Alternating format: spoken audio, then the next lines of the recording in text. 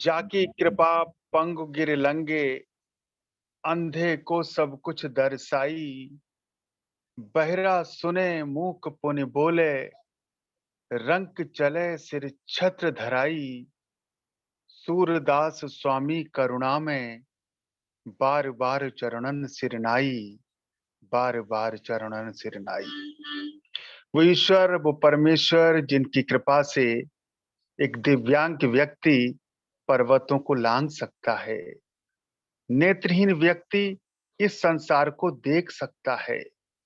गूंगा व्यक्ति सुनने के योग्य और बहरा व्यक्ति सुनने के योग्य और गूंगा व्यक्ति बोलने के योग्य बन सकता है। उन पारब्रह्म परमेश्वर जगत पिता ईश्वर के चरणारविंद में नमन करते हुए उनकी दी हुई वाणी, उनकी दी हुई बुद्धि और उन्हीं की दी हुए विवेक से आज के विषय पर अपने विचार प्रस्तुत करने से पूर्व नारायण रूप संगत को मेरा प्रणाम, सभी को सादर नमन, आप सभी को ओम ब्रह्म सत्यम। देवियों सज्जनों, शास्त्रों में सत्पुरुषों ने भक्ति के 9 स्वरूप बताए हैं।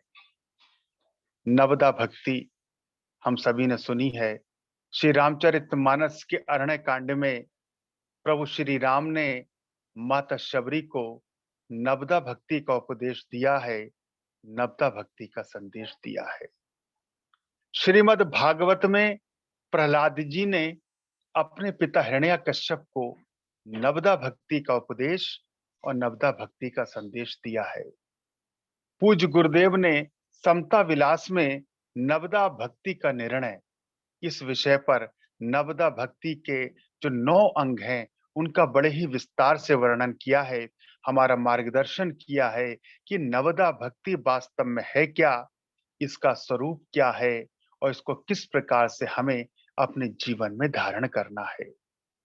तो आज के विचार का विषय यही है, जैसे कि आदरणीय प्रेमी जी ने बताया कि नवदा भक्ति हम जानेंगे। श्री रामचरितमानस में नवदा भक्ति का स्वरूप, श्रीमद् भागवत में नवदा भक्ति का स्वरूप और पूज्य गुरुदेव ने जो हमारा मार्गदर्शन किया है कि वो नवदा भक्ति का क्या स्वरूप है और भक्ति का क्या स्वरूप हम माने हुए हैं।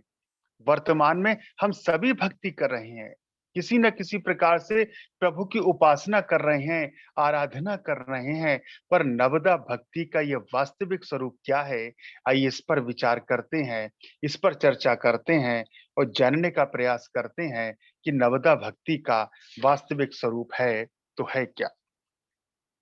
श्री रामचरितमानस में प्रभु श्री राम माता शबरी को नवदा भक्ति का उपदेश और नवदा भक्ति का ज्ञान दे रहे हैं और कह रहे हैं कि नवदा भक्ति कहूं तो ही पाई, सावधान सुन धरु मन माही। प्रथम भगति संतन कर संगा, दूसरी रति मम कथा प्रसंगा। गुरुपद पंकज सेवा, तीसरी भगति अमान, चौथी भगति मम गुण गण, करही कपट तज गान। मंत्र जाप मम दृढ़ विश्वासा, पंचम भजन सो वेद प्रकाशा। छठदम शील विरत बहु कर्मा, निरत निरंतर सज्जन धर्मा। सातम सम मम मैं जग देखा, मोते संत अधिक कर लेखा। आठम जथा लाभ संतोषा, सपने नहीं देखे पर दोषा। नवम सरल सब सन छल हीना, मम भरोस ये हर्ष न दीना। नवमऊ एकहु जिनके होई, नारी पुरुष सचराचर कोई। सोई अतिशय प्रिय भामिनी मोरे, सकल प्रकार भगति दृढ़ तोरे।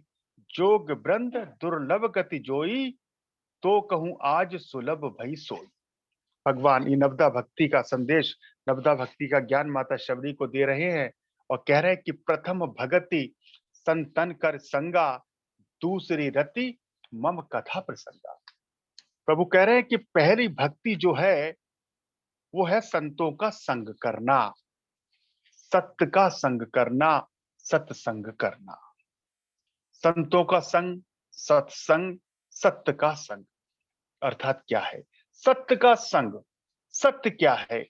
इस जगत में, इस संसार में, इस ब्रह्मांड में सत्य केवल और केवल परमात्मा है। बाकी सब कुछ असत्य है, सब कुछ मिथ्या है। आदि गुरु शंकराचार्य जी भी कहते हैं कि ब्रह्म सत्यम जगत मिथ्या। तो भगवान राम कहते हैं कि प्रथम भगति संतन कर संगा, अर्थात सत्य का संग करें, ईश्वर का संग करें, परमात्मा का संग करें, संसार का संग ना करें। क्योंकि संसार सत्य नहीं है। संसार में जो कुछ भी दिख रहा है, संसार की वस्तु, संसार के पदार्थ, संसार के स्थान, संसार के रिश्ते, सभी असत्य हैं, सभी मिटने वाले हैं, सभी समाप्त होने वाले हैं। तो पहली जो भक्ति है वो सत्य का संग करें, परमात्मा का संग करें। और दूसरी रति मम कथा प्रसंगा, और दूसरी भक्ति भगवान बता रहे हैं मेरे जो कथा प्रसंग हैं उससे प्रेम करना, उसमें श्रद्धा रखना, उससे अनुराग रखना, उसके प्रति समर्पित भाव से उसका श्रवण करना। अब कथाएं तो हम बहुत श्रवण करते हैं। हम राम कथा श्रवण करते हैं, कृष्ण कथा श्रवण करते हैं, देवी भागवत श्रवण करते हैं, भगवान की लीलाओं का दर्शन भी करते हैं। हम राम लीला देखते हैं, रास लीलाएं देखते हैं। पर उन कथाओं में, उन लीलाओं में हमारा प्रेम कितना है, हमारी श्रद्धा कितनी है, हमारा समर्पण कितना है? उन कथाओं को हम क्या केवल किस्से कहानी सुनकर मानकर सुन रहे हैं, या उन पर हमारी श्रद्धा है, हम ईश्वर का स्वरूप मानकर सुन रहे हैं? तो भगवान कह रहे हैं दूसरी रति मम कथा प्रसंगा। पहली भक्ति सत्य का संग करें, दूसरी भक्ति मेरी कथा प्रसंग से प्रेम करें। आगे प्रभु कह रहे हैं कि गुरुपद पंकज सेवा, तीसरी भगति अमान, चौथी भगति मम गुण गण करही कपट तजगान। कह रहे हैं कि तीसरी भक्ति है अभिमान रहित होकर गुरु के चरण कमलों की सेवा। अब गुरु के चरणों की सेवा का अर्थ हम ये लगा लेते हैं कि गुरु के चरण दबाना, गुरु को माल्यार्पण करना, गुरु के चित्र पर दीप धूप दीप जलाना, पुष्प चढ़ाना, माल्यार्पण करना। लेकिन गुरु के चरणों की वास्तविक सेवा है क्या? प्रभु बता रहे हैं कि गुरु के चरणों की वास्तविक सेवा यही है कि गुरु ने जो भी हमारा मार्गदर्शन किया है, जो भी हमें रास्ता बताया है, जिस सत्य मार्ग का हमें बताया है, उसको धारण करना, उसको अपने जीवन में उतारना, ये गुरु के चरणों की सेवा है। और गुरु के चरणों की सेवा का अर्थ है कि जीवन में हमारे जो भी गुरु रहे हैं, जिन्होंने भी हमारा मार्गदर्शन किया है, जिनके मार्गदर्शन की वजह से ही हमने जीवन में ऊंचाइयां हासिल की हैं, वो सब हमारे गुरु हैं। बचपन में माता-पिता ने हमारा मार्गदर्शन किया, मार्गदर्शक रहे, वो हमारे गुरु हैं। जब हम विद्या अध्ययन गए तो विद्यालय में जो हमारे गुरुदेव हैं, जिन्होंने हमें शिक्षा दी, वो हमारे गुरु हैं। सद्गुरु तो हमें बहुत बाद में मिले। पग-पग पर हमको गुरु की आवश्यकता हुई है, किसी न किसी ने तो हमारा मार्गदर्शन किया है। हम सभी इतने बड़े तो ऐसे ही नहीं हो गए।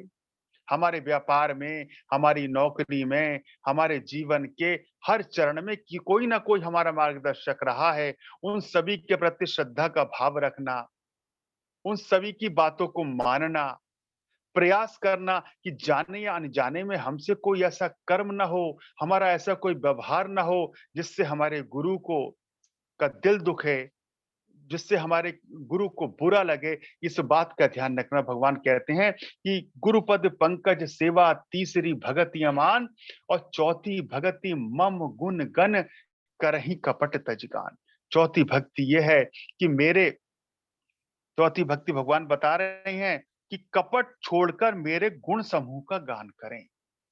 मन में किसी प्रकार का कोई कपट ना हो, कोई छल ना हो, किसी प्रकार का राग द्वेष ना हो, किसी प्रकार का कोई विकार ना हो। विकारों रहित होकर, कपट को छोड़कर मेरा गुणगान करें, मेरे गुणों का गान करें, मेरा कीर्तन करें। वही बात श्री रामचरितमानस के सुंदर कांड में प्रभु श्री राम स्वयं कहते हैं कि निर्मल मन जन सोई मोहि पावा, मोहि कपट छल छिद्र न भावा। जिसका मन निर्मल है, राग द्वेष से रिक्त है, ईर्ष्या, क्रोध, लोभ, मोह, अहंकार से रिक्त है, वही मुझको प्राप्त कर सकता है। मुझको छल और कपट बिल्कुल भी प्रिय नहीं है। तो भगवान यही कह रहे हैं कि चौथी भगति मम गुण गण करहि कपट तज गान। अब पांचवी भक्ति क्या बता रहे हैं कि मंत्र जाप मम दृढ़ विश्वासा पंचम भजन सो वेद प्रकाशा। पांचवी भक्ति ये है कि मेरे मंत्र का जाप करना दृढ़ विश्वास के साथ। अब मंत्र का जाप तो हम करते हैं, लेकिन उस मंत्र के प्रति हमारी श्रद्धा कितनी है, उस पर हमारा विश्वास कितना है। जिस मंत्र को भी माने उसको हम क्या मान के कर रहे हैं, क्या केवल शब्द मान के जाप कर रहे हैं या उसके प्रति हमारी श्रद्धा है। भगवान कह रहे हैं जो मंत्र है वो मेरा ही स्वरूप है, उस मंत्र के प्रति पूर्ण श्रद्धा पूर्ण विश्वास के साथ उसका जाप करना। मंत्र जाप मम दृढ़ विश्वासा पंचम भजन सो वेद प्रकाशा, ये पांचवी भक्ति बता रहे हैं भगवान। और छठदम शील विरत बहु कर्मा निरत निरंतर सज्जन धर्मा। भगवान कह रहे हैं कि जो छठी भक्ति है वो इंद्रियों का निग्रह है, शील अच्छा स्वभाव या चरित्र, वैराग्य और निरंतर सत्पुरुषों के धर्म का आचरण करना। इसमें भगवान कह रहे हैं कि अपनी इंद्रियों को अपने वश में करें, अच्छा स्वभाव रखें, अच्छे चरित्र को धारण करें, ये छठी भक्ति है। और वैराग और निरंतर सत्पुरुषों के धर्म का आचरण करें। निरंतर निरंतर सज्जन धर्मा, जो सत्पुरुष हुए हैं, जो महापुरुष हुए हैं, जो सतमार्ग के राही हुए हैं, उनके चरित्र का आचरण करें, उनके चरित्र को अपने जीवन में उतारने का प्रयास करें। ये छठी भक्ति है। अब सातम सम मम मैं मोह देखा, मोते अधिक संत कर लेखा, आठम जथा लाभ संतोषा, सपने नहीं देखे पर दोषा। अब भगवान सातवीं भक्ति क्या बता रहे हैं। सातवीं भक्ति है जगत भर को संभाव से मुझ में ओतप्रोत देखकर और संतों को मुझसे भी अधिक मानना। भगवान सातवीं भक्ति क्या बता रहे हैं कि जगत भर संभाव में को मुझ में ओतप्रोत देखना। सारी सृष्टि, सारे ब्रह्मांड, सृष्टि के कण कण में मेरा ही दर्शन करना। गोस्वामी तुलसीदास जी कहती हैं कि सिया राम में सब जग जानी, करहूं प्रणाम जोर जुग पानी। अर्थात मैं सारे जग में, सारी सृष्टि में भगवान सिया राम का ही दर्शन करता हूं, उन्हें प्रणाम करता हूं। तो ही भगवान ये कहते हैं कि सातम सम मैं मोहि देखा, जगत भर में को मुझ में ओतप्रोत देखना। सातम सम मैं मोहि देखा, मोते अधिक संत कर लेखा, और संतों को मुझसे भी अधिक प्रेम करना, संतों के प्रति श्रद्धा रखना, संतों के प्रति सद्भाव रखना, ये सातवीं भक्ति है। और आठम जथा लाभ संतोषा, सपने हो नहीं देखे पर दोषा।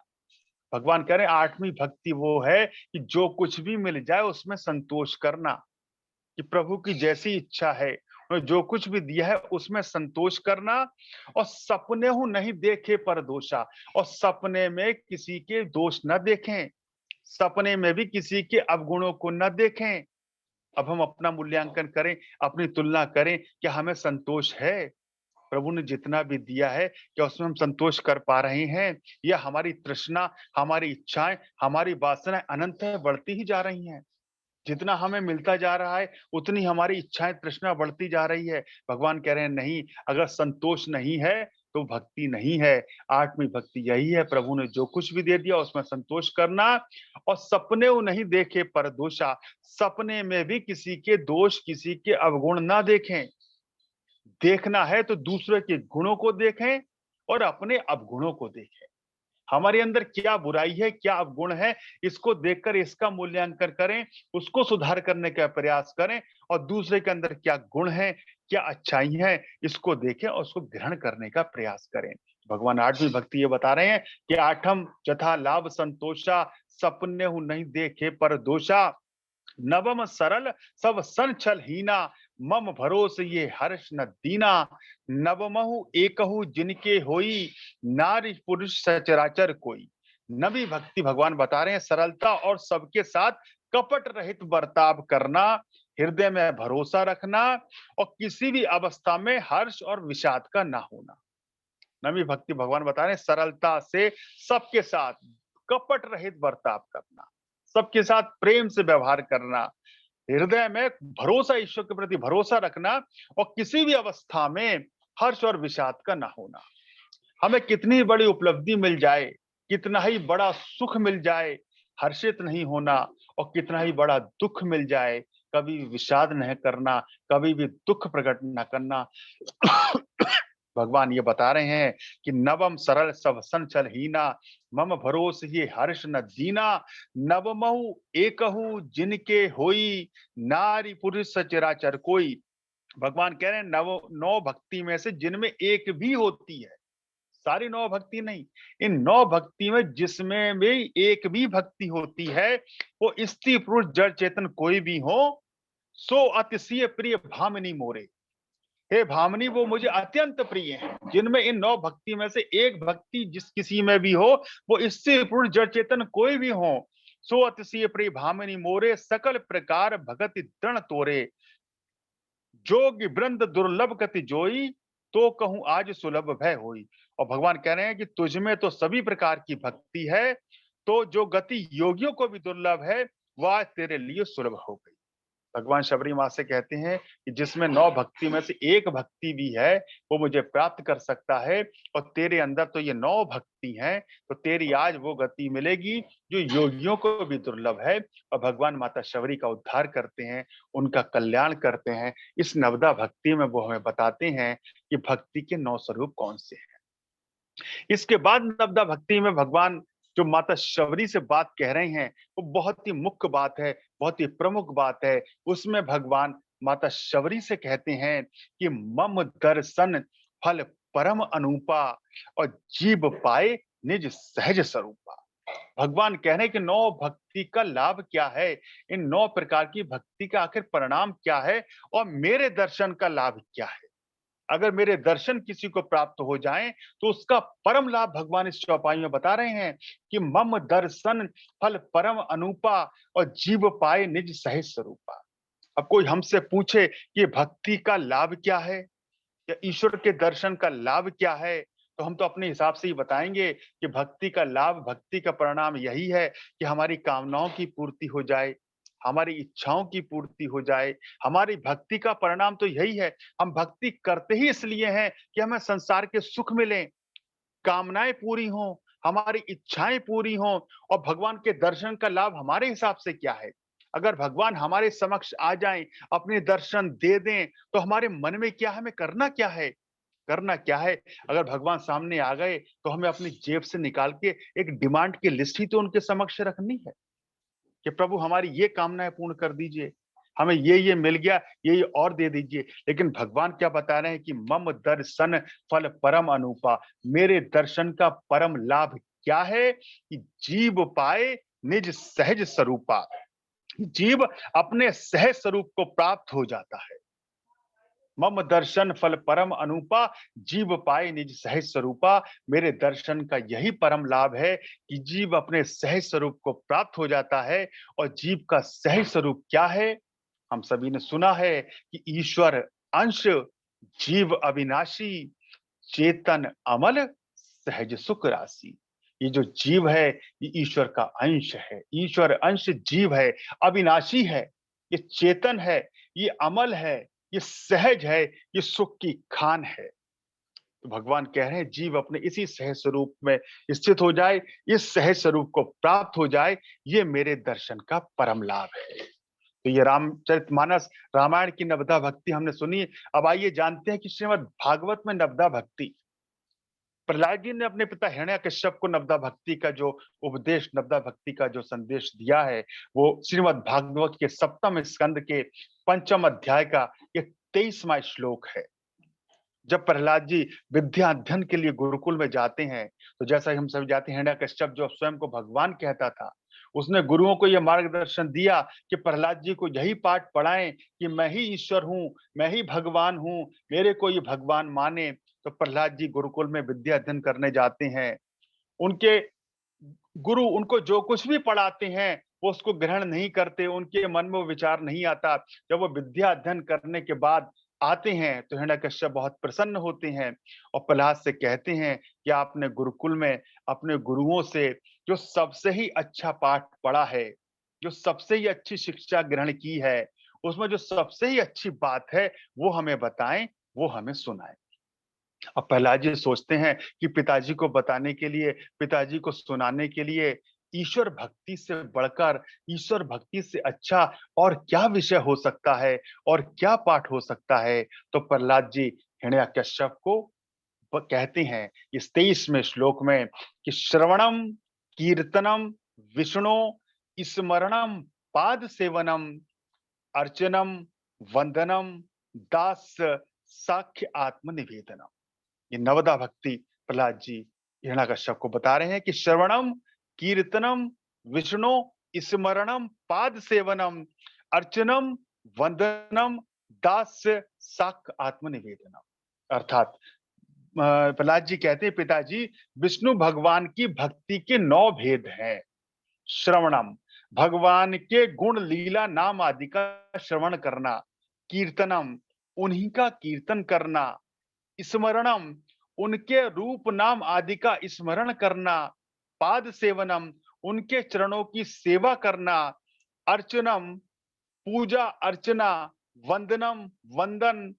दास्य, दास्य सख्य और आत्मनिवेदनम। यदि भगवान के प्रति समर्पण के भाव से ये 9 प्रकार की भक्ति की जाए तो उसी को मैं उत्तम अध्ययन मानता हूं, उसी को मैं उत्तम शिक्षा मानता हूं, उसी को मैं सबसे अच्छा पाठ मानता हूं। तो प्रहलाद जी ने ये 9 प्रकार की भक्ति हिरण्यकश्यप को बताई है। इन 9 प्रकार की भक्ति का बड़े ही विस्तार से वर्णन पूज्य गुरुदेव ने समता विलास में नवदा भक्ति का निर्णय एक विषय में किया है हमारा मार्गदर्शन। आइए जानते हैं ये 9 प्रकार की जो भक्ति है इसका विस्तार में वर्णन क्या है। पूज्य गुरुदेव लिखते हैं और कहते हैं कि 9 प्रकार की जो भक्ति है, ये जो 9 प्रकार की भक्ति हमने सुनी, श्रवणम कीर्तनम विष्णु स्मरणम पाद सेवनम अर्चनम वंदनम दास साख आत्मनिवेदनम। गुरुदेव कह रहे हैं 9 प्रकार की जो भक्ति है वो सब अंतर्मुखी मन की भावना अनुकूल आत्मदेव की पूजा है। सिर्फ अज्ञानी लोग बहिर्मुखी उन उसूलों को अपनाकर ही भक्ति मान बैठे हैं, मगर बगैर सत्विचार के मानसिक दोष नाश नहीं होते और ना ही निष्कामता चित्त को प्राप्त होती है। ख्वाए बहिर्मुखी कितने ही ठाट क्यों न बना लेवे, जितने भी गुणी पुरुष सत शांति को प्राप्त हुए हैं वे सब अंतर्मुखी निर्मल भक्ति को प्राप्त करके ही निर्भयी हुए हैं। अंतर्मुखी नवदा भक्ति को धारण करना असली पूजा है, बहिर्मुखी सब नकल है। गुरुदेव कह रहे हैं जो नवदा भक्ति है ये अंतर्मुखी, अपने अंतर मन में अंतर भावना में इसको धारण करें, और बहिर्मुखी जो बाहर से हम भक्ति करते हैं वो सब नकल है, इससे निर्मल शांति प्राप्त नहीं होती। इस वास्ते अंतर्मुखी नवदा भक्ति का सार निर्णय ये है। अब पहला था श्रवणम। गुरुदेव कह रहे हैं श्रवण यानी शरीर और संसार को निश्चय करके नाशवान देखना। ये शरीर और संसार जो कुछ भी हमें दिख रहा है ये नाशवान है, ये समाप्त हो जाएगा, ये मिट जाएगा। ये बात मन में अच्छी तरह से बैठ जाए।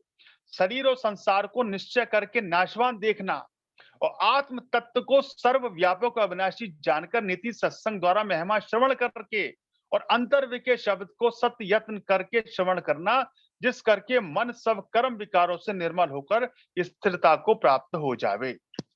गुरुदेव कह रहे हैं शरीर और संसार को नाशवान देखना और आत्म तत्व को, जो आत्म तत्व है, जो प्रभु हैं, उनको सर्वव्यापक अविनाशी जानकर निति सत्संग द्वारा महिमा श्रवण करना, उनकी महिमा को श्रवण करना और अंतर्व के शब्द को सत्य यत्न करके श्रवण करना, जिस करके मन सब कर्म विकारों से निर्मल होकर स्थिरता को प्राप्त हो जाता है। श्रवणम। दूसरा है कीर्तनम। गुरुदेव कह रहे कीर्तन, जब अंतर्मुख सत शब्द को श्रवण किया तब बुद्धि सब संसार को तुच्छ जानकर उस पर पूर्ण तत्व को अनुभव करके अति ही महिमा विचार करती है और प्रेम में आकर मन वचन कर्म द्वारा उस निर्भय आनंद को प्रकट करती है। सत्पुरुषों के जीवन से अक्सर ऐसी लीला का पता लग ही जाता है। मन करके निर्माणता उदासी वचन करके अत उस्तत का विचार प्रकट करना, ख्वाए साधारण भाव से कर्म करके सब जीवों को सुख देना और अंतर से निर्लेप रहना, यही असली प्रभु का कीर्तन है। अब देखिए गुरुदेव कह रहे हैं कि वैसे कई ड्रम और भांड नाच नाच कर अद्भुत लीला प्रभु की प्रकट करते हैं, मगर बहिर्मुखी होने से थोड़े ही समय के अंदर सब रस आ जाता है। इस प्रकार से गुरुदेव कह रहे हैं गीत संगीत के माध्यम से जो भगवान की लीला का वर्णन या भगवान की लीला का गायन करते हैं, बहिर्मुख थोड़े ही समय के लिए अंदर सब रस आ जाता है। कई बड़े बड़े प्रसिद्ध महात्माओं ने प्रभु लीला को राग द्वारा गायन किया है। तो गुरुदेव कह रहे हैं जो असली कीर्तन है, वास्तविक कीर्तन है, वो अंतर्मुखी भाव से किया जाए। अंतर्मुखी शब्द को श्रवण किया, बुद्धि को संसार को तुच्छ जानकर उस पूर्ण तत्व को अनुभव करके अति महिमा विचार करती है और प्रेम में आकर मन वचन कर्म द्वारा उस निर्भय आनंद को प्रकट करती है। ये कीर्तन बताया गुरुदेव ने। आगे आया है स्मरणम। स्मरणम अर्थात सिमरन। सिमरन के बारे में हम सभी ने सुना है, सिमरन हम करते हुए। गुरुदेव कह रहे हैं सिमरन का क्या अर्थ है नवदा भक्ति में? सिमरन यानी अंतर्मुखी होकर उस सर्व महिमा को हृदय में स्थित करके उस अखंड आत्म तत्व का सिमरण करना। सिमरण का सार निर्णय यह है कि जिसको सिमरते हुए उसी का स्वरूप हो जाए। ऐसा सिमरण प्रभु का करने से सब पाप नाश हो जाते हैं। कोई परम संत इस सिमरण भगति को जानता है या प्राप्त हुआ है। श्रवणम कीर्तनम स्मरणम। चौथा है पाद सेवनम। तो पाद सेवन का गुरुदेव क्या अर्थ बता रहे? पाद सेवन का निर्णय यह है कि तमाम जीवों को प्रभु का स्वरूप जानना। सिया राम में सब जग जाननी, करूं प्रणाम जोर जुग पानी, जो हमने सुना था। गुरुदेव का पाद सेवन का निर्णय यह है कि तमाम जीवों को प्रभु का स्वरूप जानना। जितने भी जीव हैं सृष्टि में, जितने भी जो कुछ भी है, सब में ईश्वर का स्वरूप है। ईश्वर का स्वरूप जानना और हृदय से सबके चरणों की सेवा करना, यानी सबको प्रसन्न करने का प्रयास करना। पाद सेवन का अर्थ हम यही लगा लेते हैं कि हम मंदिर में, घर में, तीर्थों में जाएं, भगवान की पूजा करें, वंदना करें, अर्चना करें। लेकिन गुरुदेव कह रहे हैं कि सभी जीवों से प्रेम करना, सभी में ईश्वर का स्वरूप मानकर उनकी सेवा करना, उनके प्रति सद्भाव रखना, उनके प्रति कभी भी मन में दुर्भाव ना लेकर के आए। गुरुदेव पाद सेवन का अर्थ ये बता रहे हैं, यानी सबको प्रसन्न करना। ऐसी निष्काम प्रीति से जो जीवों को सुख देता है और प्रेम करता है, वो ही प्रभु के पाद सेवन करने वाला है। गुरुदेव स्पष्ट बता रहे हैं पाद सेवन का अर्थ सभी जीवों में ईश्वर का दर्शन करना, सभी की सेवा करना, सभी के प्रति सद्भाव करना, जो और सभी को निष्काम भाव से सभी को सुख प्रदान करना। जो जीवों को सुख देता है और प्रेम करता है, वो ही प्रभु के पाद सेवन करने वाला है। तो श्रवणम कीर्तनम विष्णु स्मरण पाद सेवनम। फिर पांचवा है अर्चनम। अब अर्चन का सार निर्णय क्या गुरुदेव बता रहे हैं कि अर्चन का निर्णय यह है कि क्षमा दया रूपी धूप से सब जीवों के हृदय को प्रसन्न करना, चित्त में अधिक निर्माणता को धारण करना। ऐसी अर्चन रूपी भगति को जो प्राप्त हुआ है, वो ही ईश्वर की लीला को जानने वाला है और परम भक्त है। यानी आंतरिक में आत्म स्वरूप में सदैव काल अचल रहता है। संसारी मोह माया का जाल उसको लेप नहीं कर सकता। कोई निर्माण और निष्काम अर्चन रूपी भगति को पाता है। तो गुरुदेव अर्चन का निर्णय बता रहे हैं कि क्षमा दया रूपी धूप से जो सब जीवों को हृदय को प्रसन्न करता है, यानी मन में दया का भाव हो, सेवा का भाव हो, समर्पण का भाव हो, श्रद्धा का भाव हो। इस भाव से जो सब सभी जीवों को प्रसन्न करता है, प्रसन्न करने का प्रयास करता है और मन में निर्माणता को धारण करता है। जो भी सेवा करता है वो निष्काम भाव से करता है। ऐसी अर्चन रूपी भक्ति को जो प्राप्त हुआ है, वो ईश्वर की लीला को जानने वाला है और परम भक्त है। अब अगला आया है अर्चनम वंदनम। वंदन का निर्णय यह है कि सब संसार को विनाश समझकर एक अविनाशी तत्व को अविनाशी जानकर वंदन करना। सारे संसार को विनाश स्वरूप समझकर, सभी मिटने वाला है, ब्रह्म सत्यम जगत मिथ्या, संसार समाप्त होने वाला है। ये निर्णय है कि सब संसार को विनाश समझकर एक अविनाशी तत्व, उस अविनाशी जानकर उसका वंदन करना और सब जीवों में उसका प्रकाश समझकर सबके चरणों की धूल को दुर्लभ जाना ही असली वंदना है। कोई ही परम योगी इस वंदना रूपी भक्ति को प्राप्त हुआ है। ऐसी निर्माण गति को जो प्राप्त हुआ है, वो ही त्रिगुण माया के जाल से निकलकर आत्म स्वरूप में लीन होने वाला है। तो अर्चनम वंदनम और सातवां है दास भाव। अब दास भाव का अर्थ गुरुदेव कह रहे हैं, दास भाव का निर्णय यह है कि जो करता हरता प्रभु को जान के हृदय में नित ही निर्माण भाव से प्रभु का ध्यान करता है, वही अखंड शब्द अनुभव करता है। यानी दास भाव में दृढ़ होकर सर्वनाथ को प्राप्त होता है।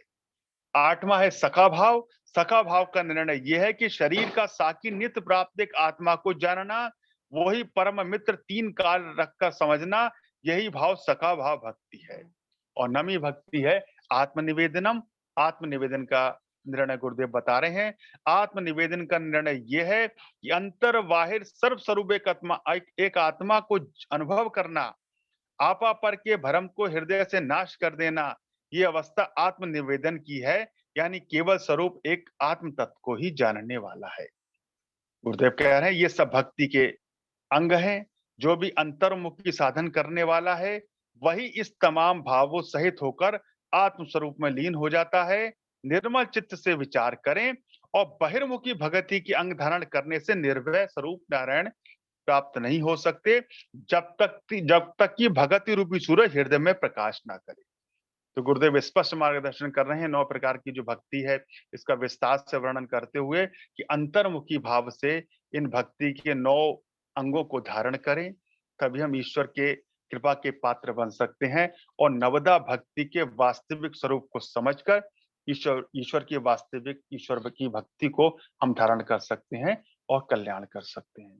सर्वशक्तिमान परमात्मा हमारे संकल्पों में, हम सभी की आध्यात्मिक उन्नति और आध्यात्मिक प्रगति में हमारा सहायक हो। इसी मंगल कामना के साथ मैं अपनी वाणी को विराम देता हूँ। ओम ब्रह्म सत्यम सर्वदा।